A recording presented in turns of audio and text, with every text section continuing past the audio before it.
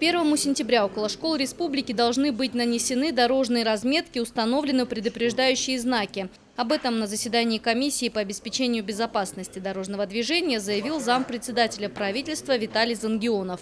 В ближайшее время должны решить проблемы, которые существуют в каждом районе Северной Осетии. Виталий Зангионов подчеркнул, что лично проедется по районам и оценит работу комиссии.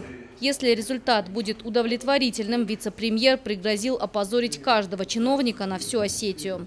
Значит, я все-таки сейчас предупреждаю вас, что я приеду в каждый район после 5 сентября. Не дай бог что-нибудь случится там, где-нибудь в Сунже.